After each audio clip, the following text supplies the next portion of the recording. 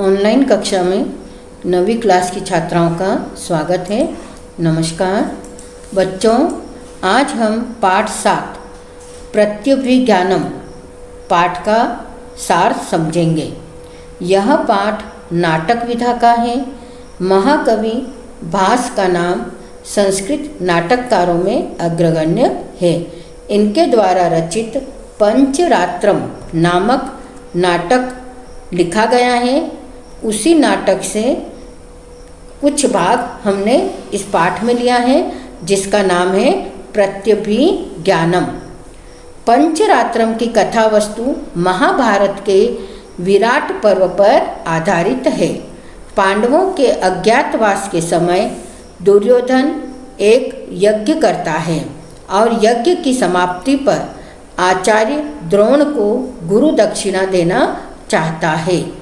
द्रोण गुरु दक्षिणा के रूप में पांडवों का राज्याधिकार चाहते हैं। दुर्योधन कहता है कि यदि गुरु द्रोणाचार्य 5 रात्रियों में या 5 रातों में पांडवों का पता लगा दें तो उनकी पैतृक संपत्ति का भाग उन्हें दिया जा सकता है। अगर द्रोणाचार्य 5 रात्रि में ही पांडवों का पता लगा लेंगे तो पांडवों को उनकी संपत्ति दे दी जाएगी। इसी आधार पर इस नाटक का नाम पंचरात्रम है। पंचरात्रम में दुर्योधन आदि कौरव वीरों ने राजा विराट की गायों का अपहरण कर लिया।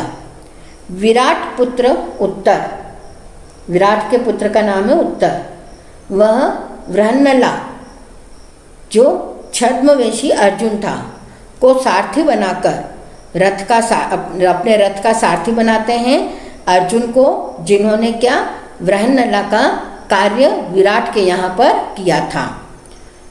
तो कौरवों से युद्ध करने जाता है वृहन्नला को सारथी बनाकर। कौरवों की ओर से अभिमन्यु, अर्जुन के पुत्र भी, अभिमन्यु कौन है? अर्जुन का पुत्र रहता है, वह भी कौरवों की तरफ से युद्ध करता है। युद्ध में कौरवों की पराजय होती है। इसी बीच विराट को सूचना मिलती है वल्लभ ने रणभूमि में अभिमन्यु को पकड़ लिया है। वल्लभ कौन है? रसोइया है जो राजा विराट के यहाँ छद्मवेशी भीम वल्लभ के रूप में रसोइये का काम करता है। अर्जुन कौन है? वृहन्नला, और भीम है रसोइया जिसका नाम रहता है वल्लभ। तो उन्होंने क्या किया? अभिमन्यु को पकड़ लिया। अभिमन्यु भीम तथा अर्जुन को नहीं पहचान पाता है। अभिमन्यु जो रहता है भीम और अर्जुन को नहीं पहचान पाता है, क्योंकि उनका भेष बदला हुआ रहता है। और अभिमन्यु किसका पुत्र है? अर्जुन का। उनसे उग्रतापूर्वक बातचीत करता है, वो पहचानता नहीं है, तो वह क्रोधपूर्वक बात करने लगता है उनसे। दोनों अभिमन्यु को महाराज विराट के समक्ष प्रस्तुत करते हैं। तो अभिमन्यु कहाँ ले जाया जाता है? विराट के पास।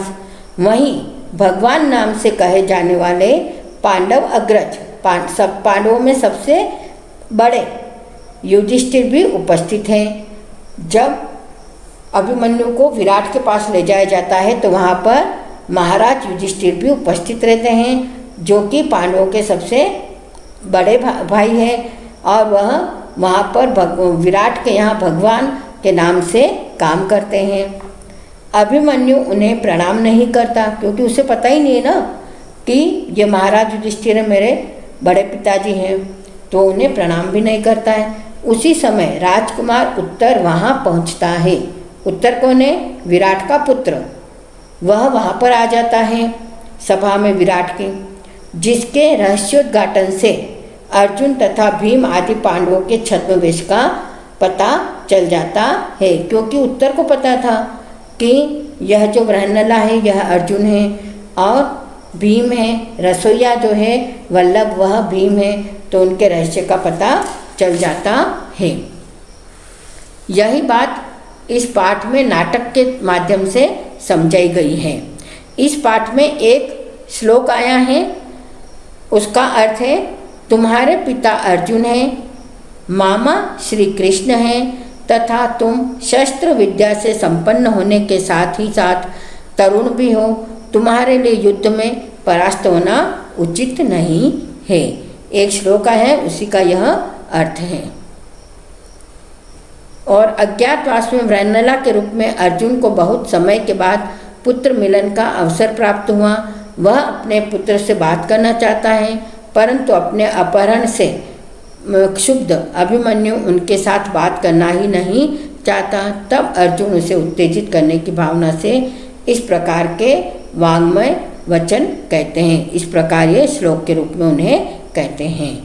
अब इस वीडियो के माध्यम से इस पाठ को समझना है और प्रश्नोत्तर तो तुमने लिख ही लिए हैं, तो पाठ समझना है। थैंक यू, धन्यवाद।